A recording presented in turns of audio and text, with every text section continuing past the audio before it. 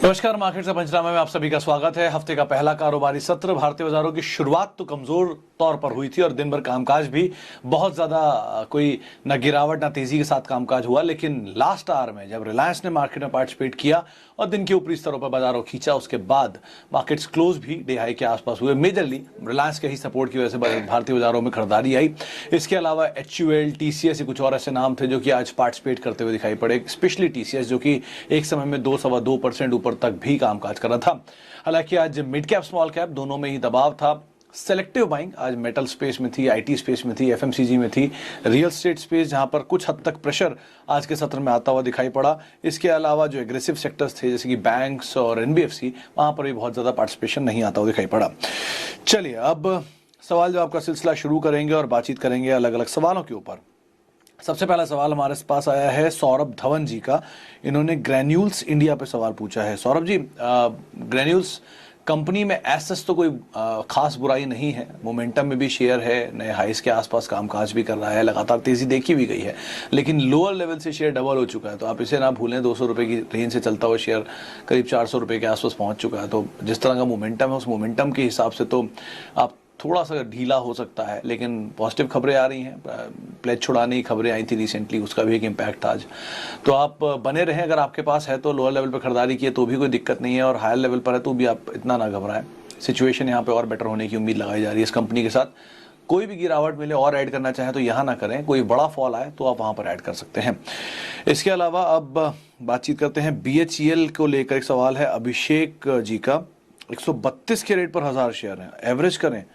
अरे बाप रे, ये तो बहुत ऊपर है अभिषेक जी। 132 की शेयर आज 30 रुपए की रेंज में, उससे भी नीचे कामकाज कर रहा है। खैर, आप अगर इसमें ही बने रहना चाहते हैं तो आप एवरेज कर सकते हैं, कोई दिक्कत नहीं है। लेकिन अगर आप कहीं और अपॉर्चुनिटी ढूंढ रहे हैं, तलाश रहे हैं, तो आप बहुत अच्छे अच्छे विकल्प बाजार में अवेलेबल हैं। आप उनमें पैसा लगा के अपनी अपॉर्चुनिटी कॉस्ट को एटलीस्ट बचा सकते हैं। या तो आप इसे एवरेज करिए या फिर आप कहीं और पैसा लगा के उस लॉस को रिकवर करने की कोशिश करिए। ये दो तरह के विकल्प हैं, तो आप दूसरा विकल्प तलाश लीजिए, वो ज़्यादा बेहतर ऑप्शन हो सकता है आपके लिए। वोडाफोन आइडिया, गणेश जी पूछ रहे हैं। गणेश जी, बड़ी उम्मीदें थी आज की, आज कुछ करेंगे, स्ट्रैटेजिक अलायंस होगा, ऐसी खबरें आ रही थी, कुछ बड़े निवेशक इसके अंदर एंटर कर सकते हैं, लेकिन एंड में सिर्फ एक रीब्रांडिंग हुई वोडाफोन और आइडिया की। बहुत ज़्यादा अभी भी उम्मीदें नहीं रखी आप इसमें। 25,000 करोड़ रुपए का एक फंड रेजिंग ज़रूर है, तो आगे देखिए कोई बड़ा नाम आ जाए तो बात अलग है, लेकिन इक्विटी डाइल्यूशन का खतरा हमेशा रहेगा। जैसे जैसे इक्विटी डाइल्यूशन होगा, इक्विटी बेस बढ़ता जाएगा और शेयर में और ज़्यादा प्रॉफिटेबिलिटी आने की गुंजाइश कम रहेगी। नियर टर्म में हो सकता है एक अच्छा मूव ऑलरेडी देखा है इसने, 7 रुपये से 12-13 रुपये आ गया, थोड़ी सी प्रॉफिट टेकिंग आए। लेकिन आप बहुत लंबे होराइजन के लिए अगर इसमें घुसना चाह रहे हैं या निवेश कर रखा है तो पहले नंबर्स देखिए, उसके बाद ही कोई फैसला लीजिएगा। इसके अलावा एक सवाल टाटा पावर को लेकर राजकुमार जी पूछ रहे हैं। करीब 62 शेयर हैं और टाटा मोटर्स भी हैं 148 शेयर, बहुत लंबी लिस्ट है। खैर, मैं टाटा मोटर पे ही बात कर लेता हूँ, 2-3 सवाल क्योंकि और भी आए हुए हैं।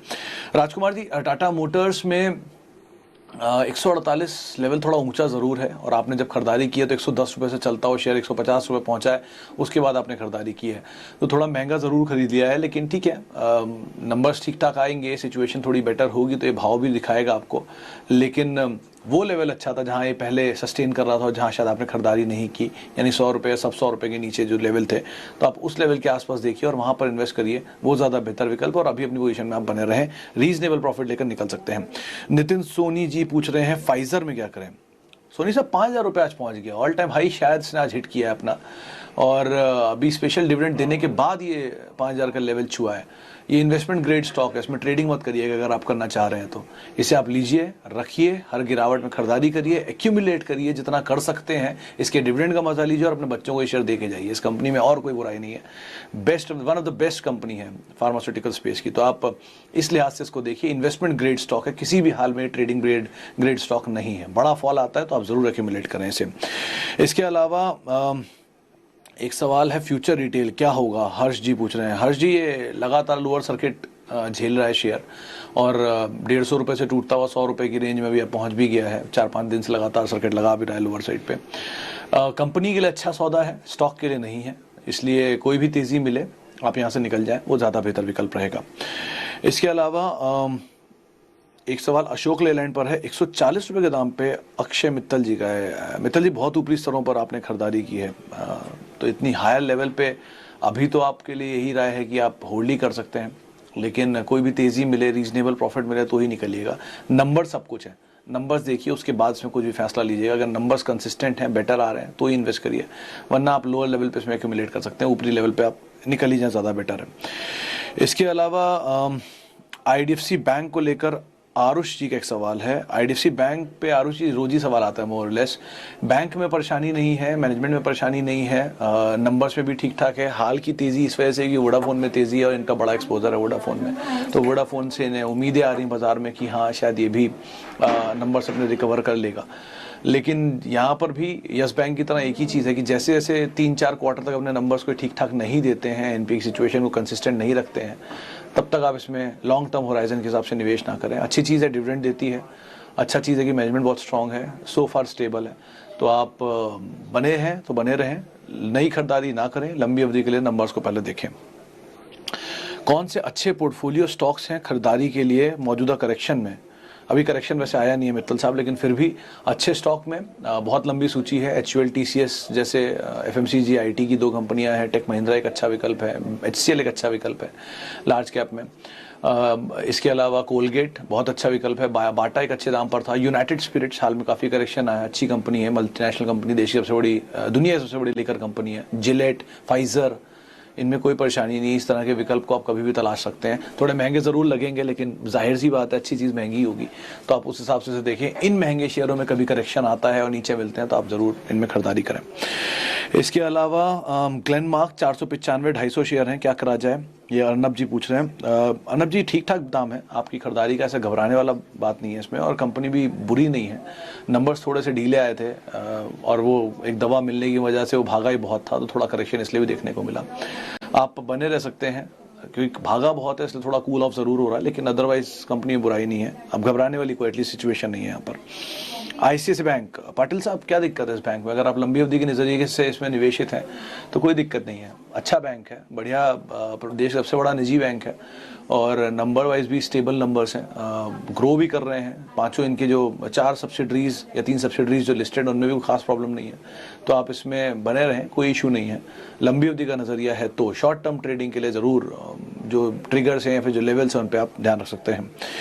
इसके अलावा हैप्पीएस्ट माइंड IPO, ब्लेसन वर्गीस साहब, माफ़ कीजिएगा वर्गीस साहब, हैप्पीएस्ट माइंड IPO में सो फार सभी ब्रोकर्स की सब्सक्राइब की राय है, सही दाम है, रीजनेबल है, ग्रे मार्केट प्रीमियम अच्छा है, 50-60 रुपये लिस्टिंग गेन की भी बातचीत अभी बाजार में हो रही है, बाकी सब्सक्रिप्शन फिगर के ऊपर डिपेंड करता है, लेकिन हाँ ठीक ठाक है। आप इसमें इसमें अपना पैसा डाल सकते हैं। कोशिश ये करिए कि मल्टीपल एप्लीकेशन डालें, एक एप्लीकेशन में सारा पैसा मत लगाइएगा, वरना अलॉटमेंट की प्रोबेबिलिटी कम होती है।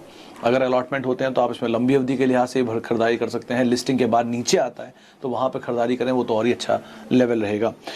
इसके अलावा ITC 252 पर है। विवेक जी, लंबा पेशेंस चाहिए भी, लंबा पेशेंस लेगा भी ये स्टॉक, तो आप अगर लंबा पेशेंस देने के लिए तैयार हैं तो बने रहेंगे, वरना आप इसमें से निकल जाए, वही एक ज़्यादा बेटर विकल्प आपके लिए होगा। पेशेंस सब कुछ है स्टॉक में, ये पिछले 10-20 साल में बहुत पैसा बना के दे चुका है, आगे बना सकता है, लेकिन उतना ही समय ये फिर लेगा।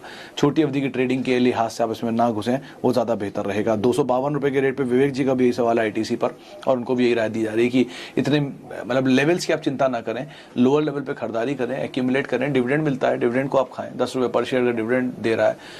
जिस दाम पे 150 रुपये पहुंचा था वहां पर तो एक करीब 7-7.5% के आसपास की यील्ड भी बन गई थी, तो आप ऐसे अभी ना देखें, लेकिन कोई भी फॉल आता है तो वहां पे एक्यूमुलेट कर सकते हैं, घबराएं नहीं, लंबी अवधि का नजरिया रखें।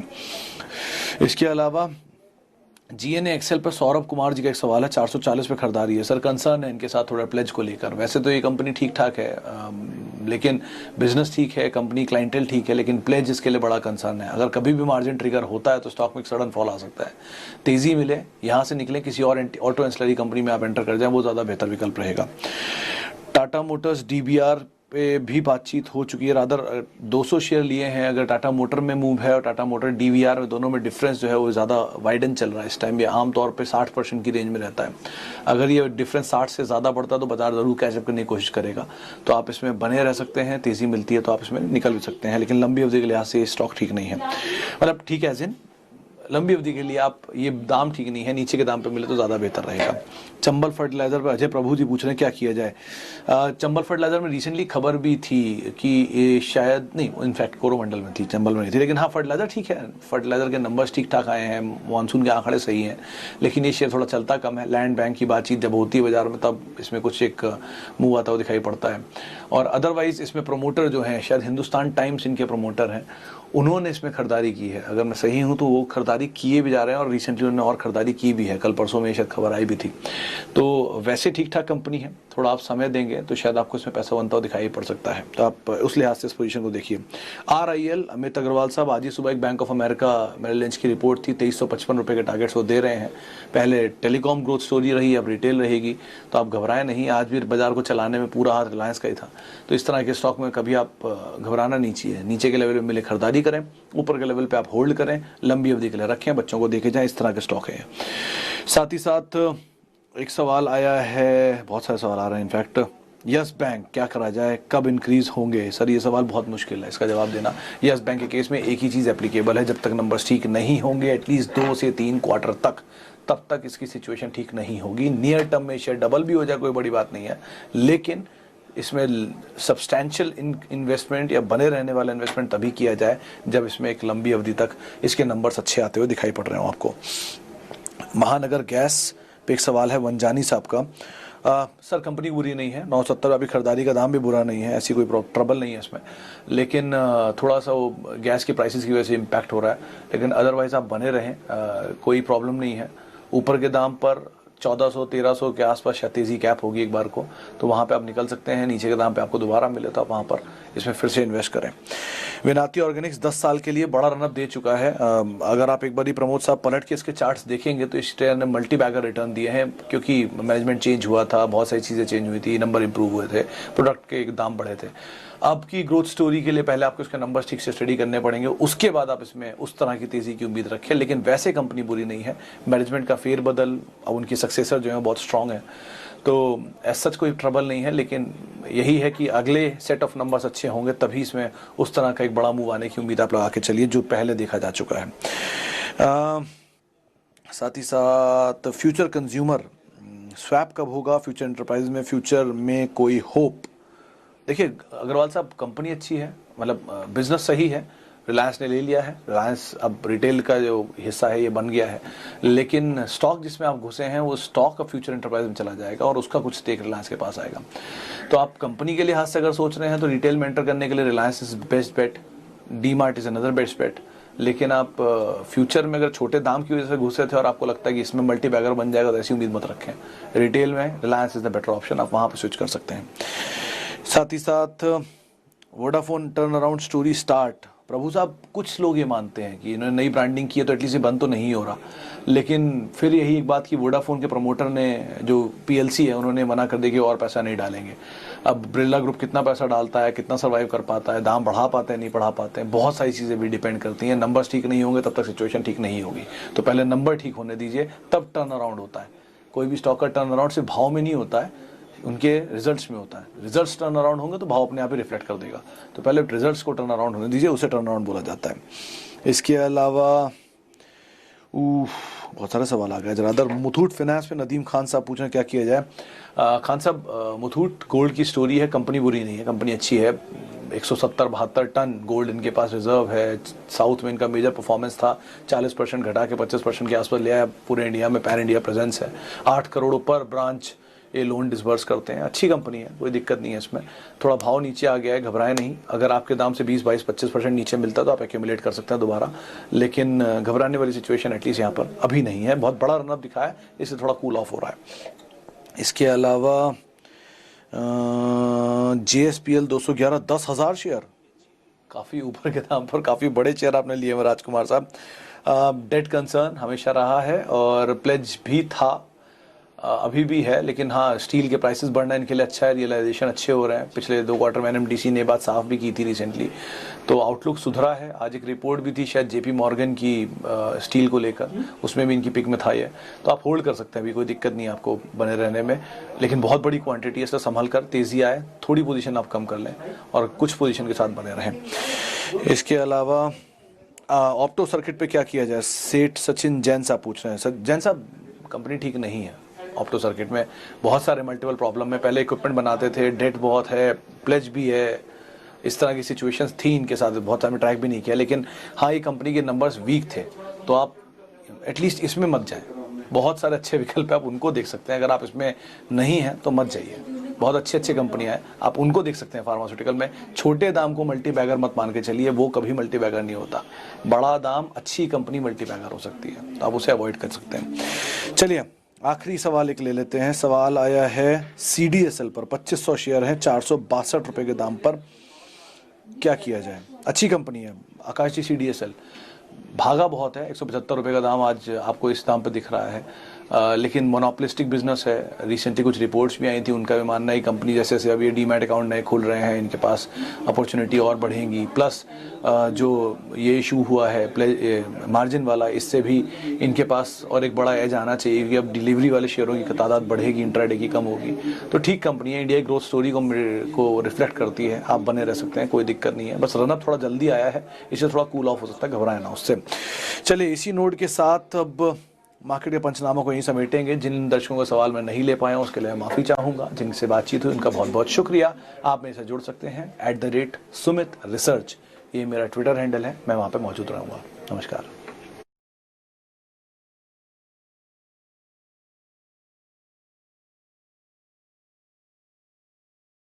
अगले वीडियोस को देखने के लिए आप जरूर से सब्सक्राइब कर लें हमारे YouTube चैनल को। फ्रेंड्स, मिलते हैं अगले वीडियो के अंदर, जब तक के लिए गुड बाय।